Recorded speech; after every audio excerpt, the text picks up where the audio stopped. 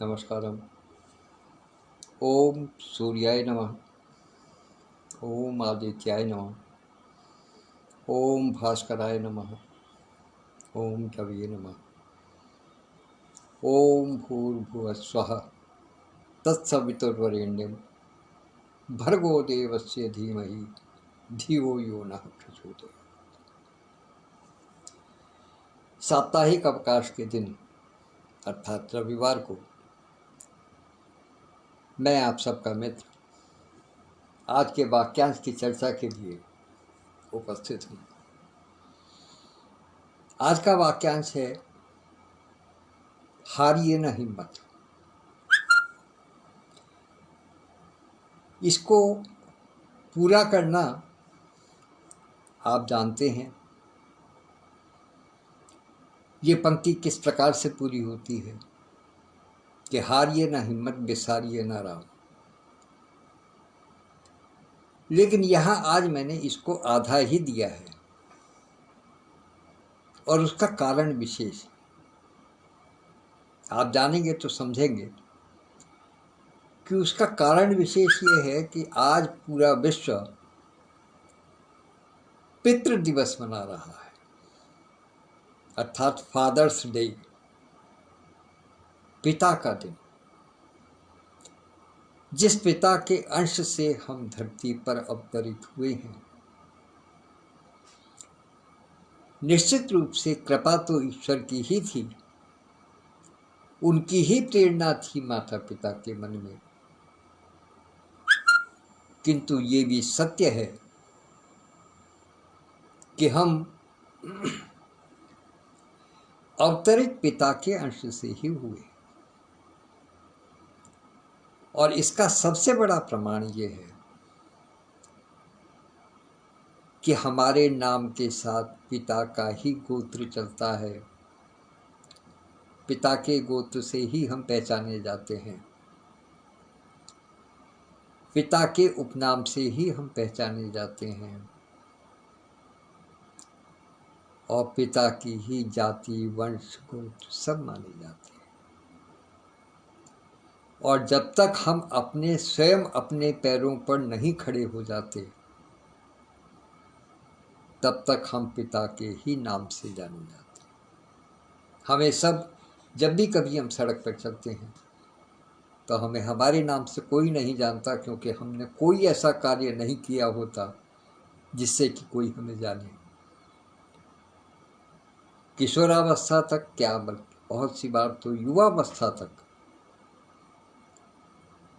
हमें अपने पिता के ही नाम से जाना जाता है कि अमुक अमुक व्यक्ति का बेटा है। तो इसलिए पिता का महत्व बहुत अधिक है अपने जीवन में। एक परंपरा है, चाहे उसको पुरुष प्रधान परंपरा समझ लीजिएगा या कैसे भी मान लीजिएगा, अधिकतर ऐसा होता है कि हम समाज में पिता का नाम बहुत लोग जानते हैं, लेकिन माता का नाम कम लोग जानते हैं। अब स्थिति धीरे धीरे बदलने लगी है, क्योंकि पहले जब कभी कोई प्रमाण पत्र बनते थे, कोई प्रशस्ति पत्र बनते थे या कोई डिग्री बनती थी, तो उसमें केवल पिता का नाम लिखा जाता था कि अमुक आत्मज या सुपुत्र श्री अमुक अमुक। किंतु अब सरकार ने व्यवस्था ऐसी कर दी है कि उसमें माता का नाम भी साथ में आता है।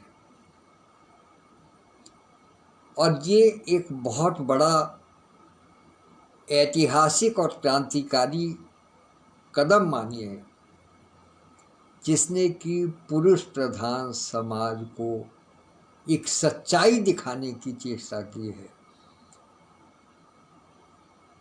कि यदि आपका अंश है कोई बच्चा तो उसमें माता का अंश भी सम्मिलित है। लेकिन वास्तविकता क्या है आप सब जानते हैं। वास्तविकता ये है कि भले ही हमारी माताओं बहनों को ये सम्मान प्राप्त हुआ है कि वो उनका नाम अब सार्वजनिक रूप से प्रमाण पत्रों में दिखाई देने लगा है, किंतु एकल माता का नाम होना किसी भी प्रकार से उचित नहीं माना जाता है, क्योंकि ये सार्वभौमिक सत्य है कि माता के साथ पिता का होना बहुत आवश्यक है। कुछ लोग कहते हैं ना कि वो सिंगल मदर है, तो वास्तव में वो मदर नहीं है। उसके अंदर केवल भाव है मदर के, वो मदर है नहीं। उसको हम मदर नहीं कह सकते। वाक्यांश है, चलते हैं, लोग बाग चला लेते हैं, लेकिन उसको हम मदर नहीं कह सकते, क्योंकि माता के साथ में पिता का होना बहुत आवश्यक है। आज के इस वाक्यांश को देने के पीछे जो मेरा विशेष उद्देश्य है वो मैं आपको अब बताता हूँ। माता ने अपने बच्चों को संस्कार दिए, उसमें अच्छी शिक्षा रोपित की, सब प्रकार से योग्य बनाया, लेकिन बाहर निकलने के बाद में हिम्मत उसको उसके पिता ने दी। हिम्मत देने का काम पिता का है, क्योंकि जब हम बाहर निकलते हैं और हम जानते हैं कि हमारे पीठ पीछे हमारी साइड लेने के लिए या हमें संबल प्रदान करने के लिए हमारे पिता पीछे खड़े हैं, तो फिर हम किसी प्रकार की कोई भी चिंता नहीं करते। इसलिए वास्तव में पिता का दूसरा नाम हिम्मत है। पिता ही हिम्मत देते हैं, पिता से ही हमें हिम्मत प्राप्त होती है। ये सबसे बड़ा शाश्वत सत्य है। क्यों? क्योंकि हमसे बहुत पहले पिता ने जो जीवन के झंझावात झेले हैं, उनको पार करके जब पिता आए हैं, तब वो इस काबिल हुए हैं कि वो हमें सीख दे सके। हमारे लिए सब सुख साधन सुविधा जुटाने में पिता ने अपना कितना कुछ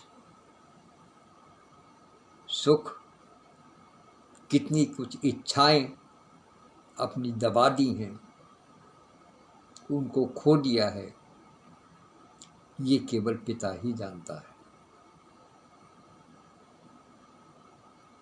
बच्चे को नया जूता दिलाने में अपने फटे जूते को सिला करके काम करने वाला पिता होता है।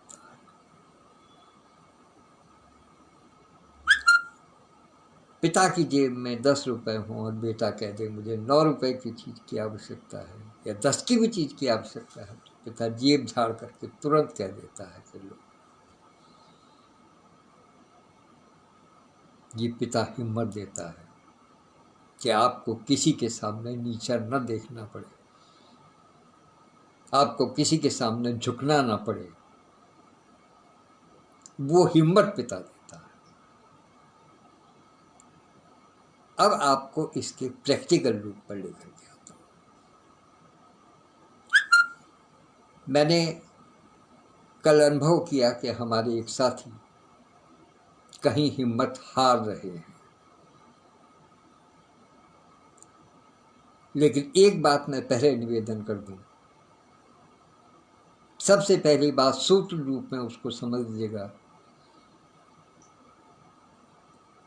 कि संकल्प पूरा करने में सबसे बड़ी बाधा विकल्पों को तलाशना है। यदि हम विकल्प की तलाश में रहेंगे तो हम संकल्प कभी पूरे नहीं कर सकेंगे। अतः हिम्मत रखिए कि हमें अपने संकल्प पूरे करने हैं, उसके लिए हमें विकल्प नहीं तलाशने हैं।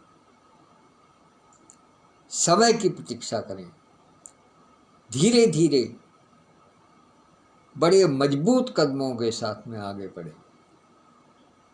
निश्चित रूप से संकल्प पूरे होंगे। और ये हिम्मत हमारे पिता ही हमको देते हैं कि तुम आगे बढ़ो, ध्यान रहे, सुदृढ़ कदमों से आगे बढ़ते रहो, निश्चित ठोस कदम बढ़ाते रहो, कभी असफलता नहीं मिलेगी। इसकी सीख यदि वास्तव में लेनी हो, हिम्मत ना हारने की, तो बड़ी विनम्रता के साथ मैं निवेदन करता हूं कि इसकी सीख लें। एक जीवन बीमा निगम के कर्मचारी से या जीवन बीमा निगम के एजेंट से लें इसकी सीख। वो एक अपनी पॉलिसी को देने के लिए, एक अपना ग्राहक बनाने के लिए कितना कितना समझाता है, कितना कितना चलता है, कितना कितना बोलता है, अनेकों अनेकों प्रकार के तर्क देते हैं, तब कहीं जाकर के एक पॉलिसी निकल करके आती है। तो यदि जिजीविषा देखनी है, हिम्मत न हारने वाली भी देखनी है, तो वो देखें जीवन बीमा निगम के एक एजेंट से, एक सहयोगी से किस प्रकार से कार्य होता है। तो हमें भूलना नहीं चाहिए कि जो हमारे बुजुर्ग इस कार्य को करते रहे हैं, उन्होंने कितनी हिम्मत रखी होगी, और हम जरा सी दुविधा को देख करके हिम्मत छोड़ने लगे, ये किसी प्रकार से उचित नहीं। हिम्मत हमेशा अपने हृदय में रखें। कहते हैं हिम्मते मर्दा मदद खुदा। यदि मनुष्य हिम्मत रखेगा तो ईश्वर भी उसकी सहायता करेगा। तो इससे जीवन में कभी हिम्मत हारने के विषय में न सोचें। संकल्प पूरा करना है तो विकल्प न तलाशें, क्योंकि जब जब विकल्प तलाशे जाएंगे संकल्प कभी पूरे नहीं होंगे। ध्यान रहे, हमें इसी दिशा में आगे बढ़ना है और इसी सूत्र पर काम करते हुए हमें अपने सारे संकल्पों को पूरा करना है, विकल्प नहीं तलाशने हैं। विकल्प तलाशने होते तो हम बहुत पहले किसी कार्य को कर लिए होते। किसी भी कार्य के लिए लंबी यात्रा प्रारंभ हम पहले, बहुत पहले से करते हैं। एक गीत था, मुझे ध्यान आ गया, बहुत पुरानी फिल्म थी आशीर्वाद, उसमें गीत में एक पंक्ति थी कि भोर की मंजिल वाले उठकर भोर से पहले चलते, जीवन से लंबे हैं बंधु ये जीवन के रास्ते। भोर की मंजिल वाले उठकर भोर से पहले चलते। तो इसलिए बहुत पहले से तैयारी करें, बहुत पूर्व से तैयारी करें। इसको मैं एक और रूप में देखता हूँ, समझिए आप। जब आपने देखा होगा धनुष चलता है, धनुष पर बाण संधान किया जाता है, तो उसकी जो डोरी होती है उसको पीछे खींचा जाता है, और कितना पीछे खींचा जाता है